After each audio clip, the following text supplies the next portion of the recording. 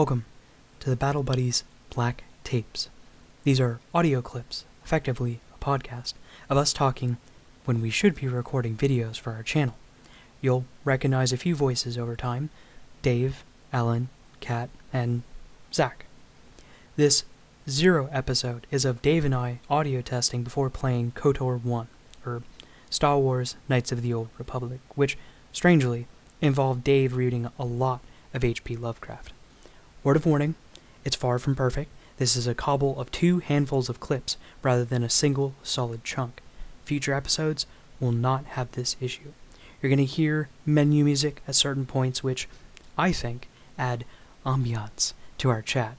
Going to start things slow, some meta anxiety over pressing record. Go in. Okay. Oh, I don't know. I prefer to be nervous about it for half an hour first. No.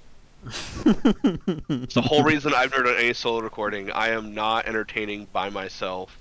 Yeah, no. So I need to channel off of you to reverb it into something useful. Well, see, then you can spend a good amount of time doing that because I'm going to be playing, so like most of my like mental energy is going to be focused on the game. So you can do a lot of the talking. It works fine. Okay. All right. I can be your Cortana. Oh, fine. please do. Okay. I can be a big titty AI girl for you. That's what it needs. All right. Okay. All right, hit the button. Okay. And say hi. I'm Zach. Shit. Hi. I'm Deep Zach. breathe. Swig your usual. God damn it, Dave. No, this is gonna be terrible. Oh my god. Just shut up and hit the button. Way ahead of ya. Hi, this is Zach. Hi, I'm Dave. We'll be doing Knights of the Old Republic 1 to start this whole thing off. Zach will be behind the wheel for it, so if you want to roll us off here. And that was the beginning of this mess. The mess we've made together. Now time for some Lovecraft. Yes, please give me more of your toast knowledge. Well, that was all I had. That was just a random meme that popped up. Shit, I don't have. Christ, you gotta have stuff ready at this point. Yeah, well, let me grab one of my game manuals. All right. There you go. Some HP Lovecraft right here. Let's start with that. No. It's been so long. All right, this is about his cat. You know what his cat was named, right? Yeah, stop recording. All of Lovecraft's stuff, I love it because it's not like, oh no, home intruder at 3 a.m. What could go wrong? It's like, oh god, I wish it was a home intruder. I wish it was some just dude on heroin breaking through my window right now. And like the thing is, like the stories there are plot holes, but because it's the way the stories are written from the perspective of the guy who's experiencing it, he would not know everything that's going on. Any plot holes in themselves make sense because some bumfuck farmer is not going to know some 300-year-old Indian legend about why everything's all fucked up. Sure, that's fair to say. That stuff, like there's these times like there's plot holes, but it makes sense why it would be a hole because you're not going to be able to figure it out. Because it's not like, and then this guy did this. He's like, and then the guy who I grew up with jumped in this fucking well, and then a beam of light shot out of it, and I still know what the fuck happened. But there's this story about this community up in like northern New Hampshire, because like it's all like New England's areas for these stories. Basically, this guy lived on a farm. There's a whole community of farms. This one guy's fields died. The animals all started dying. There was no cause for any of it. All the crops started dying. Everything started dying. And then, like, the guy's wife went insane and became, like, this creature. Okay. That, like, she, like, never, like, really describes what she turns into because it still, like, looks like her. But it moves so much faster and more aggressive and, like, shrieks the whole time. But the woman would have been like in her late 60s and not able to do any of that. Yeah. So you just know something's up. He knows like things are fucked, but he's like, I cannot figure out like how fucked things are. Livestock starts disappearing and everything just starts going wrong. And he's just like, I have no idea what the hell this is or what any of this means. It's He ends up like being like the sole survivor of the whole situation. That's when his journal ends. The last night of the story, the guy that he like knew his whole life owned the farm where all this shit's going down. Became one of those creatures, ran, jumped into the well. This giant beam of light shoots out of the well, what he refers to as blinding light, while he's curled up in a ball in the kitchen of the house, covering his eyes. He can still clearly see the light through him. All this random debris is being pulled into the well and all that, and he's just like, I fucking do not understand any of this. This is terrible. You could say unfathomable. He uses that word a lot. Yeah, that's what I've heard. There's that meme from Jimmy Neutron. Lovecraft, this is the 14th time you said unspeakable horrors which you dare not describe. In his style of writing, it's usually like things are so fucked the human brain cannot comprehend it. His writers, where the stories are set in like 1910, 1920s, would not be able to process that information. The dude explained the story to the police officer while he's shitting himself. I do not know what to tell you. It was just some black thing that charged me and then killed my wife. And it's like, well, you're crazy. Mm-hmm. It's like, no, he's not the crazy one here, actually. The pen and paper game is a lot of fun because there's actually a sanity mechanic. Relative to your base willpower, you can never level up your sanity. You can do things that ultimately increase your willpower and stuff like that, but your base sanity can never be improved. If you have a low willpower at game start, you're going to go crazy a lot because it's mental breaks, and when you based on like percentage of drop, what is actually like a small deal for one person can be a very big deal for someone else. And it has to do with like anytime you see something unexpected that seems unnatural. Yeah, I think it treats it like a saving throw, where it's just depending. You have to roll. It's all D100, but you have to roll under your current sanity, not your base sanity. So as you get crazier, it is harder to not freak out more. Yeah, and I think you still go crazy, but you go crazy by less if you succeed, sort of thing? Depends. Yeah, okay. Certain situations, like an unexpected dead body in a closet, that one is roll your sanity, and if you fail, take 1 point, but if you succeed, you're fine. Witnessing Cthulhu is automatic 10-point loss, unless you fail the check, and then it's a D100 loss. And then I believe if you hit 0, you actually die of shock. Like your brain fucking alt F4s you. Dave, fun fact, go. Oh shit. Okay, hold on. Let me just get my book. I'm telling you, All right. dude, you have to have it ready.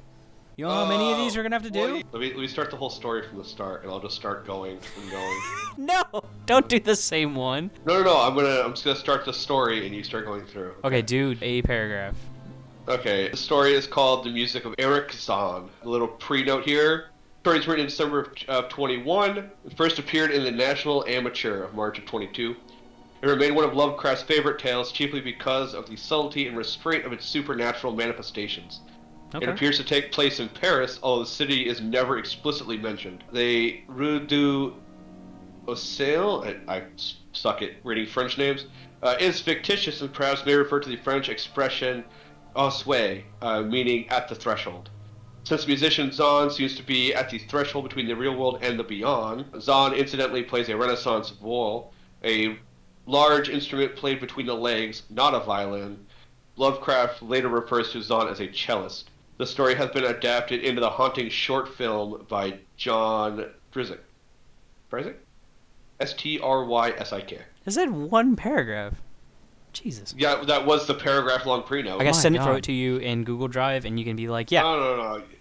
You're the audio guy here. Yeah, I know, but you gotta be like, oh, this sounds like shit, or it doesn't.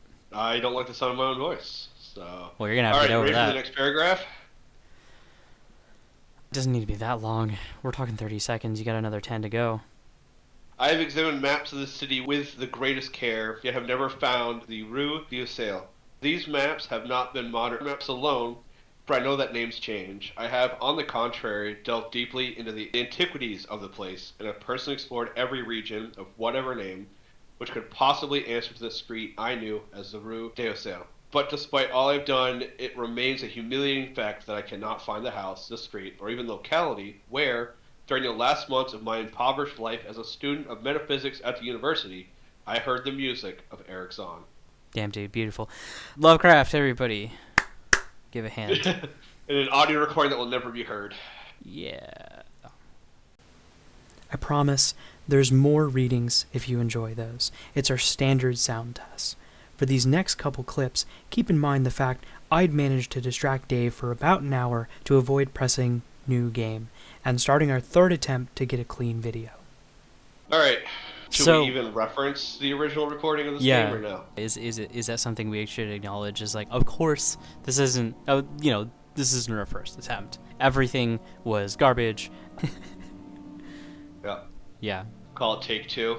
Well, no, acknowledge okay, it. we can't call it 2 because there's a Knights of the Old Republic 2. No, it's take two, as Yeah. in our second attempt. Yeah. Maybe you go first, and also, yeah, basically start with yourself, and say that we're from Battle Buddies channel, and gonna be playing. I'm not even gonna drop the channel name. Yeah. Okay. You think it's too early for that? Even. Well, no. By the time you get here to this point, you already realize this is Battle Buddies. Yeah. Oh, okay. Okay. Yeah, you're right. You're right. That is a little. It's also your hand. Like, hey, this is who I am. But Yeah. we're Dave from Battle Buddies. It's already kind of known. Oh, okay, I get you. Okay. So introduce yourself so I know we're recording, and then I'll try and pick us up from there and put us on track. Okay. Don't go back. Don't load up the old save. You should honestly delete that save, actually. No. I want to keep it there. Going through the menu is a lot easier because I'll basically be able to say that, like, oh yeah, this is just Star Wars on top of D&D. What are you doing right now? You lost me for a second. I feel like you had an inner thought and then finished as an external thought, and that just confused me. That's possible. What are you doing right now? Are you like preloading what you're gonna say? Are you like rehearsing part of it in your head and just set a thought bubble out loud? Yeah, Nevada talks about that sometimes, where it's just like, dude, you had like a whole 5-minute conversation in your head, and then like you finished the thought out loud for me to hear. Like, I don't have the context of everything that you were thinking. I don't know what the fuck so it's just fucking happened. Random. Yeah, you just like the one at the load menu, swiped up and down a little bit. You went, yeah, it plays like D&D, so I can layer into that. And I was like, what? Sorry, fuck? that's gonna happen a lot more often now because I'm like still awake from yesterday because I'm quote fixing unquote my sleep schedule. No, the way you fix a sleep schedule is that you sleep like a whole day away, so like you're back on track. No. That's how I used to go from overnights to days and back to overnights again. Yeah. No, that's pretty much what I've Because been doing. You Is just take an L for 24 hours, so you're back where you need to be. no, you just stay awake. Nah. Yeah.